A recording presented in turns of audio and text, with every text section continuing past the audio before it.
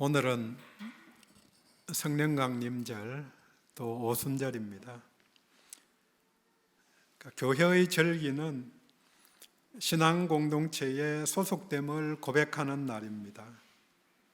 믿음의 조상들의 고백이 우리의 고백으로 연결되는 고리가 절기입니다. 성경에서 출애굽이 전행적인 구원 이야기이기 때문에 출애굽 모티프를 계속해서 사용하면서 구속받은 자 모두를, 믿는 모두를 출애굽한 그 자리에 서 있게 만들어줍니다. 믿음 안에서 우리도 그 자리에 있었다고 고백하게 만들어줍니다. 오늘은 성경의 절기로 오순절인데 구약에서의 명칭은 77절입니다. 7이 7이면 49일. 그런데 그 절기를 그 다음 날 7이 7번 지나고 나서 7 안식일을 지나고 난 다음 날 지키기 때문에 50일째가 되므로 12.5인 오순절과 같은 날입니다. 성경의 절기 원래 7개가 있는데 그 중에서 날짜가 정해지지 않은 절기가 2개 있습니다. 바로 초실절과 칠칠절입니다.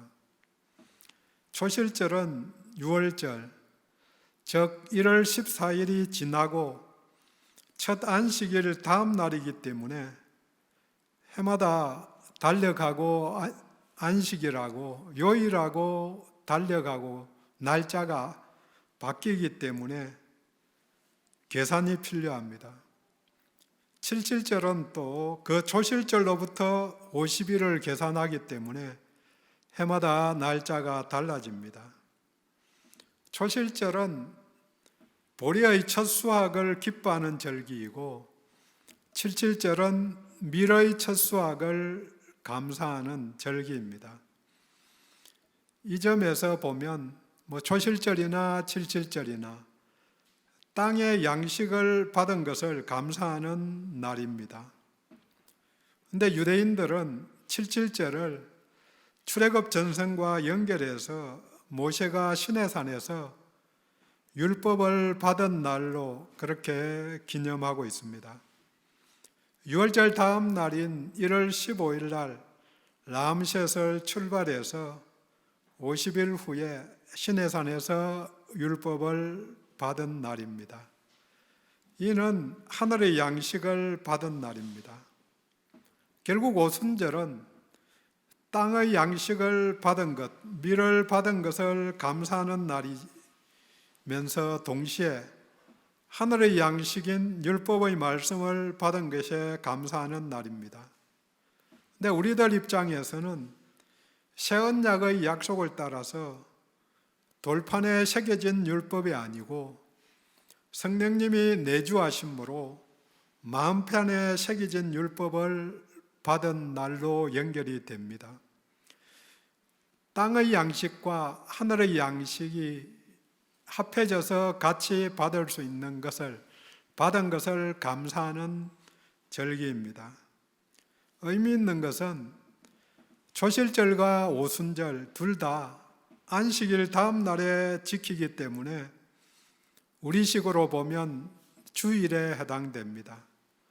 초실절은 예수님이 부활하신 부활주일이고 오순절은 오늘 본문에 나오는 성령 강림절로 오늘 지키는 것입니다. 초실절은 6월절 무교절이 시작되고 그 다음 만나는 첫 번째 안식일 다음 날이면서 그날이 우리 주 예수님이 돌아가신 후에 부활하신, 예수님이 부활하셔서 부활의 첫 열매, 초실, 됨을 정언하며 교회가 부활주일로 지키고 있습니다. 첫 열매가 있으니까 우리도 부활해서 두 번째, 세 번째, 그 다음 열매가 될 거라는 믿음입니다. 예수님이 사도행전 1장 4절에 기록된 대로 부활하신 다음 40일 동안 활동하시다가 그 후에 열흘이 지나서 50일째인 오순절날 주일에 성령 강림 사건이 일어나고 우리는 교회가 시작된 날로 지키고 있습니다. 오순절날 성령 강림과 성령 충만으로 인해 일어난 사건을 보면서 오늘 우리들에게 성령의 오심과 충만을 연결해서 볼 수 있기를 원합니다. 오늘 본문은 크게 세 단락으로 나눌 수 있습니다. 1절에서 4절까지는 오순절날 제자들이 성령 충만을 받은 사건을 기록하고 5절에서 13절은 성령을 받은 제자들이 방언을 하니까 그 방언을 들은 천하각국에서 예루살렘에 온 순례자들이 행한 반응, 그 다음 14절부터 우리가 읽기는 21절까지지만 2장 끝까지 그 반응에 대한 베드로의 해석인 설교와 그 설교를 들은 사람들의 반응으로 연결됩니다. 성령 충만을 받아서 방언으로 말했고 그 방언을 들은 군중들이 각자 자기 심중에 있는 것을 말로서 반응하고 그 반응을 들은 베드로가 해명을 한 다음에 복음을 전했습니다. 세 단락의 공통 주제가 은혜, 즉 말입니다. 오늘은 말하다를 중심으로 본문 오순절 사건이 주는 교훈을 나누도록 하겠습니다. 물론 사람들끼리 하면은 말이고 하나님께 말하면 기도이고 또 증거하는 말을 하면 설교가 되고 전도가 됩니다. 첫 번째 단락 성령 충만의 출발은 기도입니다. 1절에 그들이 다 같이 한 곳에 모였더니 왜 모였을까? 그것은 누가복음 24장 49절에 볼지어다 내가 내 아버지께서 약속하신 것을 너희에게 보내리니 너희는 위로부터 능력을 입혀질 때까지 이 성에 머물라 하시니라. 같은 이야기를 사도행전 1장 4절은 예루살렘을 떠나지 말고 내게서 들은 바 아버지께서 약속하신 것을 기다리라. 하나님께서 주시겠다고 약속하신 성령을 예루살렘에서 기다리라고 며칠 전에 하신 예수님의 명령에 따라서 그들은 기다렸습니다. 그냥 기다린 게 아니고 모여서는 사도행전 1장 14절 말씀과 같이 행동합니다. 더불어 마음을 같이 하고 오로지 기도에 힘쓰더라. 오로지 기도에 힘쓰더라. 약속이 있고 명령이 있었지만 기다리면서 그냥 물론 모여서 기다리는 것도 중요하지만 그것을 기대하면서 기도하는 것도 중요한 일입니다. 1장 15절에 모인 무리의 수가 약 120명이나 되더라. 정리해보면 120여 명의 제자들이 약속을 믿고 명령을 붙잡고 어느 다락방에 모여서 기도했습니다. 그러자 4절에 그들이 다 성령의 충만함을 받고 모여있던 그들 모두가 성령의 충만함을 받았습니다. 모두입니다. 1절에 그들이 다, 2절은 온 집에, 3절은 그들에게 각 사람 위에, 4절은 그들이 다 반복적으로 그들 모두에게 예외 없이 각자에게 성령이 임하였습니다. 모두도 중요하지만 개인적 각자라는 사실도 중요합니다. 남녀 성별도 무관하게, 나이와도 무관하게, 출신 지역도 무관하고, 과거의 직업도 무관하고, 오로지 그곳에 함께하며 기도한 모두에게 성령이 임하였습니다. 사회적 편견을 초월해서 성령님의 능력이 그들 모두에게 임하였습니다. 그곳에서 그들 모두는 세 가지 현상을 체험합니다. 첫 번째 체험, 그들은 들었습니다. 2절, 하늘로부터 급하고 강한 바람 같은 소리가 있어.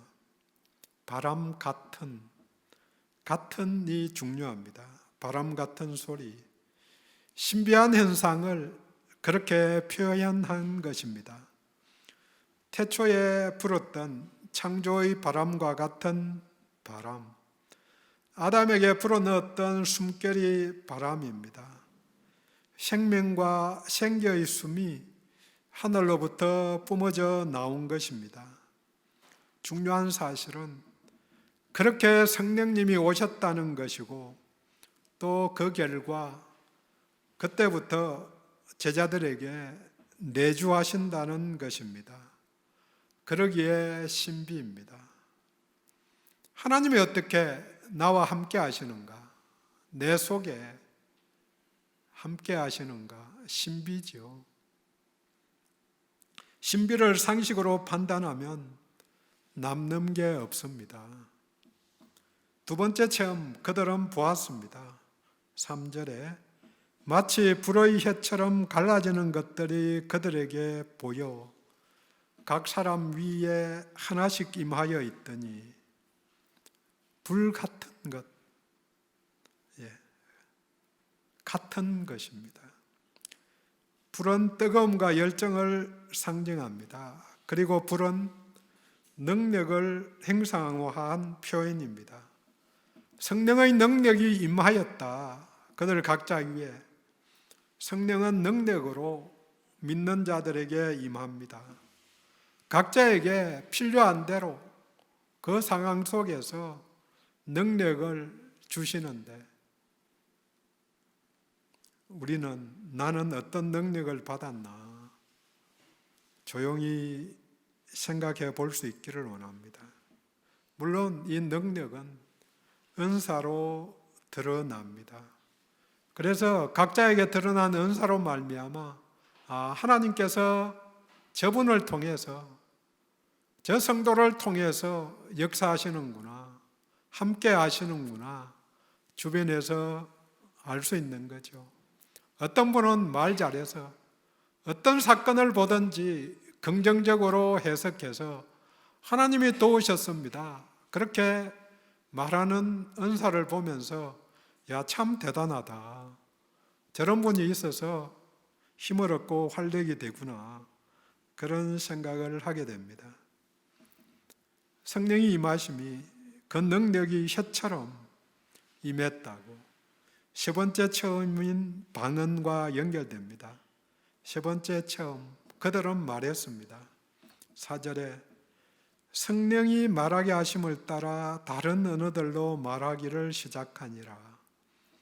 이 다른 언어를 6절과 8절은 방언이라고, 11절은 우리의 각 언어라고 표현하는데, 성령의 은혜, 은사로 말미암아 외국어가 줄줄 나온 것입니다.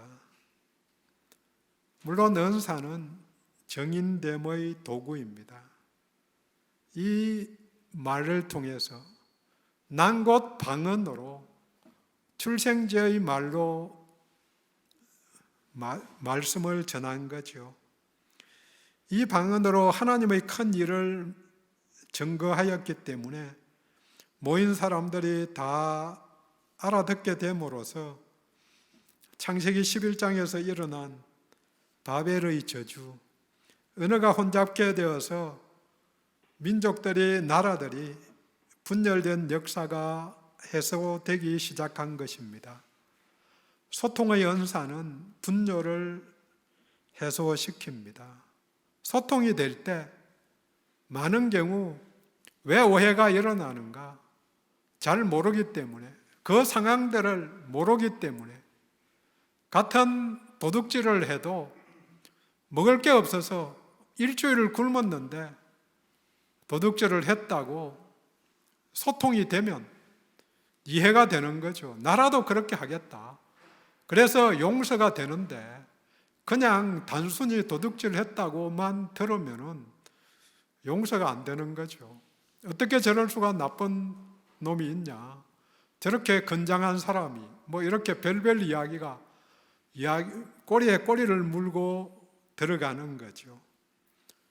소통의 연사가 가정들도 또 교회에도 특별히 이 사회에도 필요합니다.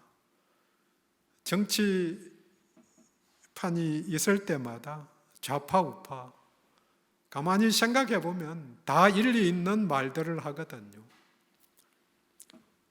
약속된 성령께서 임하셔서 제자 공동체가 함께 모인 곳에 큰 위엄과 강한 권능으로 임하셨습니다.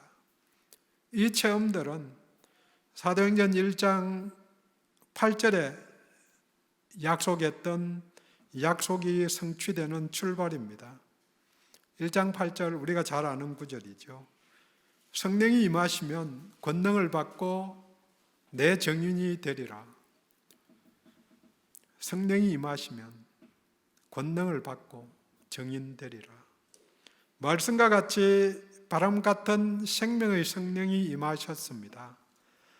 또 불같은 권능을 받았습니다.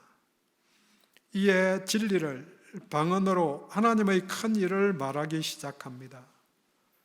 열흘 전에 주어진 약속이 성취되기 시작한 것입니다. 약속은 반드시 이루어 가십니다. 단 순종하는 자에게 그 약속이 성취됩니다. 두 번째 단락, 제자들이 증언한 하나님의 큰 일을 자기 난고 방언으로 들은 자들이 증거합니다. 들은 군중들, 비상식적인 체험을 한 군중들이 반응을 보입니다. 들은 이들이 말하기 시작합니다.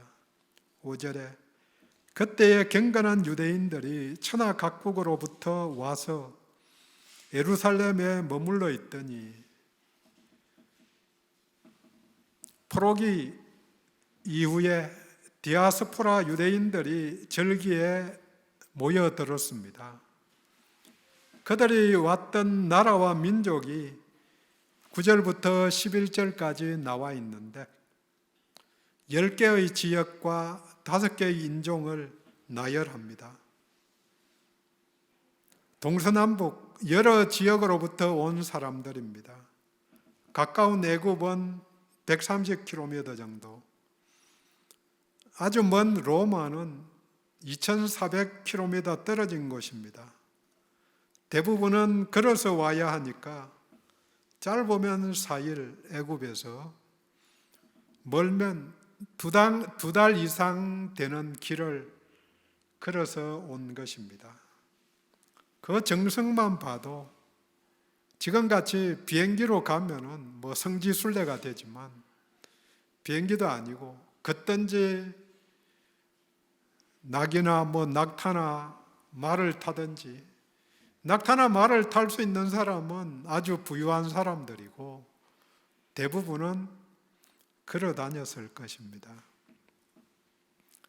그때 그 시절 생각해 보면 그 정성만 봐도 경건한 유대인들입니다. 10절 말미에 나오는 나그네, 곧 유대인과 유대교에 들어온 사람들이라는 표현이 그들의 정체성입니다. 거주민이 아니니 오순절에 순례를 온 나그네들이고 순례를 떠나올 만큼 정성이 있으니 경건한 사람입니다. 예배드리러 참석하는 것, 그 출발부터가 경건의 시작입니다. 다른 대단한 것, 위대한 일을 해서 갱년한 게 아니고 내가 예배 드려야 되겠다 그 마음을 품고 한 걸음 나가는 것. 물론 가다가 힘들어서 못 오는 분도 있을 수 있고 그렇지만 가려고 마음 먹고 한 걸음 떼어봤다는 것.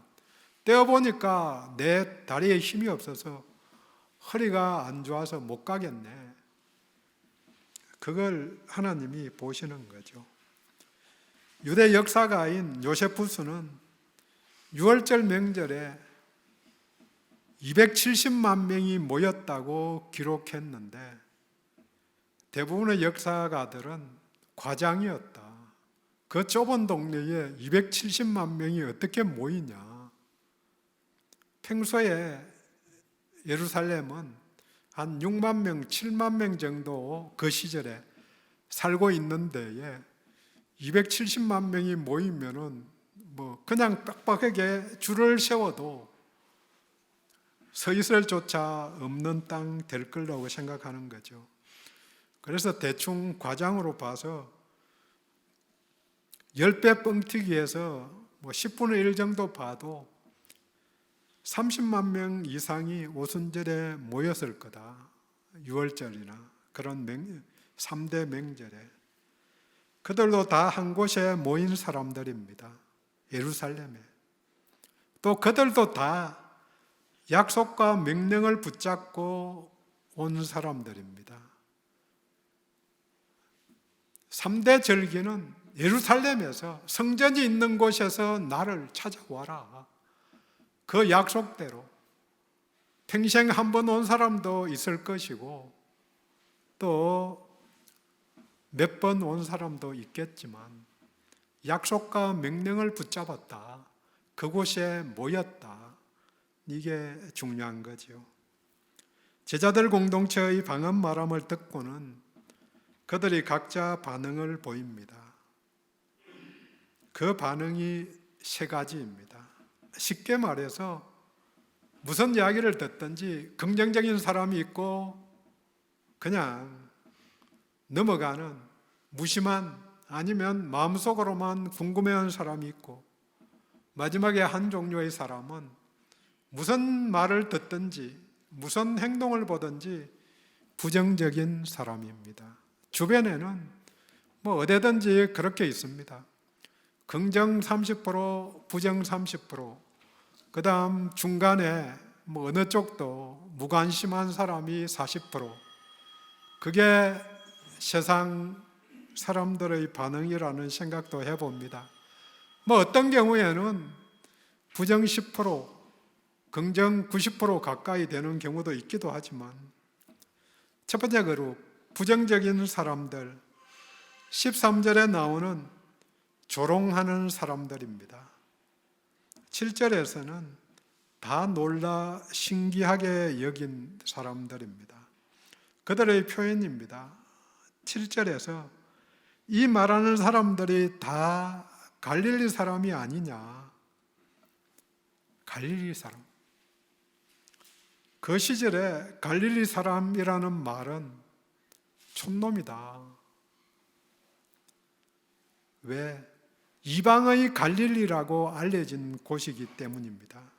그래서 요한복음 1장 46절에서 빌립의 전도를 들은 나다나엘이 말합니다. 나사렛에서 무슨 선한 것이 날 수 있겠느냐? 그 동네에서. 그래서 13절에 그들의 표현입니다. 그들이 세술에 취했다. 한마디로 아침부터 그들이 주정뱅이다. 어디든 무슨 일이든 자기 방언으로 자기 나라 말로 하나님 역사를 말하는 걸 듣고도 부정적인 사람들이 있습니다. 두 번째 그룹, 놀라며 궁금해하는 사람들입니다. 8절에 우리 각 사람이 난 곳 방언으로 듣게 되는 것이 어찌 됨이냐. 12절은 다 놀라며 당황하여 이 어찌 된 일이냐 하며 어디든지 무슨 일이든 궁금해하는 사람들이 있습니다. 하지만 궁금해하기만 하면 얻는 게 없습니다. 마지막 그룹은 긍정적인 사람들, 찬양하는 사람들입니다. 6절에 제자들이 말하는 것을 듣고 소동하여, 11절은 우리가 다 우리의 각 언어로 하나님의 큰 일 말함을 듣는도다. 초점이 하나님이 하신 큰 일을 말하는 것을 우리가 듣는다. 근데 어떻게 듣느냐? 우리가 난 곳, 그 동네 말로 듣는다는 거죠. 어디든 무슨 일이든 긍정을 넘어 하나님을 찬양하는 사람들이 있습니다. 어떤 상황이나 믿음의 눈으로 보면 하나님의 역사를 볼 수 있습니다. 믿음의 눈으로 보면, 고난을 당할 때도 믿음의 눈으로 보면, 아, 내가 올바로 가고 있구나. 그걸 보기 때문에 찬양을 할 수 있을 거고, 잘 되었을 때도 믿음의 눈으로 보면서, 야, 이건 잘 된 게 참 문제였다. 내가 잘못했구나. 그렇게 고백할 수 있는 것입니다. 찬양할 거리가 있습니다. 잘 될 때는 하나님의 은혜로 덮어놓고 그렇게 생각하는 게 우리들의 습성이죠. 잘못되었을 때는, 문제가 생길 때는 거꾸로 뭘 잘못했나, 내지는 저주가 왔나, 별놈의 생각을 다 하는 게 우리들의 태도입니다. 한 곳에 모여 있지만 분석해 보면 세 종류의 사람들입니다. 물론 이들은 단지 한 가지 현상, 방언만을 듣고 또 제자들을 보고 판단을 하였기 때문에 이 긍정마저도 진리로 연결되지 않습니다. 적용을 위한 해설이 필요합니다. 해석과 해설이 새로운 경험을 위한 문을 열어줍니다. 이 상황에서 오순절에 오신 성령의 처음 사역은 인간의 한계인 언어의 장벽을 초월하여 하나님의 행하신 역사를 일시에 함께 알도록 하신 것입니다. 전도의 문을 열게 하신 것입니다. 이제 세 번째 단락으로 넘어갑니다. 베드로는 다양한 반응을 보인 그들에게 복음을 전했습니다. 말로서 해석하고 전한 것입니다. 그들의 반응을 보고는 성령 강림 사건을 해석한 설교를 하였습니다. 이때 11사도가 함께 서서, 본문은 함께 서 있었다 그렇게 나오지만 기도로 도우며 호응했을 것입니다. 옳은 이야기가 나왔을 때 옆에서 아멘 하고 호응하고, 또 마음속으로 부담되는 이야기가 있을 때는 기도하면서 저들의 마음에 하나님의 말씀이 꽂혀지기를 원하면서 함께 서 있었을 것입니다. 베드로는 확신에 차서 소리 높여 큰 소리로 전합니다. 베드로의 설교에도 군중들의 세 가지 반응에 대한 해명과 복음이 들어 있습니다. 첫 번째, 부정적인 반응을 보인 사람들, 술 취했다고 조롱한 사람들에게 해명을 합니다. 15절, 너희 생각과 같이 이 사람들이 취한 것이 아니다. 그것은 지금 시간이 제3시, 오전 9시인데 우리 모두가 실천하는 아침 기도 시간인데 술을 먹고 취해 있다는 게 말이 되냐? 또 이 오순절 절기에 그런 사람 주변에 봐라. 네가 아는 사람 그런 사람 있냐? 마찬가지다. 사실에 근거해서 일단 반박을 한 것입니다.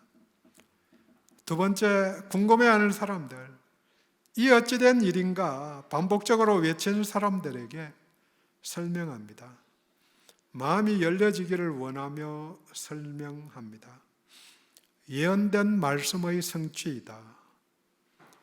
16절에 이는 곧 선지자 요엘을 통하여 말씀하신 것이니, 17절부터 계속해서 요엘서 2장 28절 이하를 인용해서 말합니다. 17절에 내 영을 부어주리니 모든 육체에, 18절은 내 영을 부어주리니 내 남종과 여종들에게. 그 결과로, 그 예언대로, 약속대로 성령님이 오셔서 환상을 보고 꿈을 꾸게 된 것이다. 요엘서 말씀은 말씀이 닿지 않은 자녀들에게 말씀이 충만해서 예언을 하고, 청년들이 거룩한 하나님 나라의 비전을 갖게 되고, 소망이 없는 노인들이 꿈을 꾸어 소망을 갖고 살게 됩니다. 성령 안에서 주어지는 은혜와 은사들입니다. 나이 들어도 소망이 없는 거죠. 한편으로 보면, 세상을 보면 말할 게 없는 거죠. 꿈이 없을 수밖에 없는 거죠. 약해져만 가는데. 그렇지만 그 나라에 가면 내가 온전히 서서 움직일 수 있을 것이다. 그러니 소망이 되는 거죠. 물론 이 은사는 모두가 아니라 내 남종과 여종들에게, 그 대상이 주의 백성들입니다. 주의 이름을 부르는 자들입니다. 성전된 자들에게 성령이 임합니다. 말세에 재림을 기다리는 시점에 이 말씀이 우리들에게도 이루어졌다. 예수님의 표현대로 이 글이 너희 귀에 응하였다. 선언입니다. 예수님이 들을 거 있는 자는 들으라. 귀가 없어서 못 듣는 게 아니다. 들어도 자기 마음대로 해석하고, 들어도 실제는 안 들리는 거죠. 아무리 말해도, 설교도 마찬가지죠. 성경 읽기도 마찬가지이고, 아무리 읽어도 내가 보고 싶은 대로 읽는 거지. 한 번씩 제가 성경을 읽다가 놀란 적이 있습니다. 자주 있는 건 아니지만, 하나님의 음성이 맑은 소리로 들리는 것, 그렇게 눈으로 계속 읽는 거죠. 그런데 성경은 계시록에는 많은 소리, 그렇게 큰 소리, 그런 개념으로 들어있는 거죠. 그러니까 제가 보고 싶은 대로 만연을 맑은, 소리가 얼마나 청아하고 깨끗했을까, 그렇게 나는 상상하면서 읽고 있고, 성경은 그게 아니다. 엄청난 소리로 들려지는 거다. 그림이 다른 거죠. 나는 내가 읽고 싶은 대로, 듣고 싶은 대로. 삶이 그렇습니다. 부부가 대화를 해도, 자녀들과 이야기를 해도 듣고 싶은 이야기만 듣지, 안 듣고 싶은 것은 또 묻게 되는 거죠. 뭐라고 했지? 10번 말해도 10번 묻게 됩니다. 안 들었는데요. 그러려니 하고 넘어가야죠. 그거 10번 듣는 사람도. 종말의 이 시점에 하늘과 땅의 종말의 기사와 징조가 확장되는 오늘입니다. 지금까지 듣지도 못하고 보지도 못했던 재앙들이 나타나고 있는 오늘날입니다. 코로나도 그중 하나일 것입니다. 하지만 이 상황에서 믿는 우리에게는 성령님으로 말미암아 예언, 환상, 꿈이 주어졌습니다. 질병이 있음에도 불구하고, 재앙이 있음에도 불구하고 소망이 있다. 세 번째, 찬양하는 사람들에게 복음을 선포합니다. 21절, 누구든지 주의 이름을 부르는 자는 구원을 얻으리라. 복음의 결론부이지만 이들에게는 서론입니다. 사실 요엘서에는 누구든지 여호와 이름을 부르는 자는 구원을 얻으리라 그렇게 되어 있는데 여호와 대신에 주라고 표현합니다. 이것은 하나님의 이름을 망령되이 일컫지 말라, 부르지 말라는 10계명 세 번째 계명을 적용해서 유대인들은 성경에 나오는 하나님의 이름을 전부 다 주로 아도나이라고 바꾸어서 읽었습니다. 이 관습대로 베드로는 주의 이름을 말하고는 내 주의 이름을 말했기 때문에 자연스럽게 예수 이름으로 넘어가게 되는 것입니다. 이 설교의 결론이 본문 뒤에 있는 1절은 안 왔지만 36절입니다. 너희가 십자가에 못 박은 이 예수를 하나님이 주와 그리스도가 되게 하셨다. 예수가 주다. 예수가 그리스도다. 주라는 단어에 연결을 시킵니다. 그러니 예수의 이름을 부르는 자는 구원을 받습니다. 복음입니다. 성령은 교회로 하여금 사람들 앞에 나가게 하는 능력을 줍니다. 중요한 것은 성령께서 오순절에 예루살렘에 임했다는, 그곳에 모인 제자들에게 임했다는 사실입니다. 이 복음을 듣고 그들 중 일부가, 그렇지만 많은 사람들이 변화된 반응을 보입니다. 37절에 형제들아 우리가 어찌할꼬? 우리가 어찌할까? 내가 어찌해야 하는지 묻는 질문이 구원으로 인도합니다. 그들만 아니라 일상에서 믿는 우리들도 이 질문이 필요합니다. 성령님, 하나님, 내가 어찌할까요? 주님께 물어야 합니다. 우리는 베드로에게 묻는 게 아니고 성령님께 묻고 성령님의 인도함을 받아야 합니다. 베드로의 답이 38절입니다. 베드로가 이르되 너희가 회개하여 각각 예수 그리스도의 이름으로 침례를 받고 죄사함을 받으라. 그리하면 성령을 선물로 받으리니. 그래서 그날 3,000명이 침례를 받았습니다. 구원을 얻은 것입니다. 120명에서 3,120명이 되었습니다. 새로운 교회가 시작된 것입니다. 오순절은 성령 받은 새로운 공동체, 새로운 교회의 시작이 되었습니다. 축복받은 날입니다. 정리합니다. 오순절 날 약속을 믿고 명령에 순종하여 기다리며 기도한 제자들에게 성령이 임하였습니다. 그리고 성령 충만의 역사가 일어났습니다. 그들은 신비를 경험하고 능력을 얻었습니다. 예구로 말하는 은사를 받았습니다. 믿고 구한 그들에게 능력과 은사가 임한 것입니다. 믿는 우리들도 능력과 은사를 헤아려 보기를 원합니다. 안 보이면 인도하심, 응답을 구해야 합니다. 기도가 능력입니다.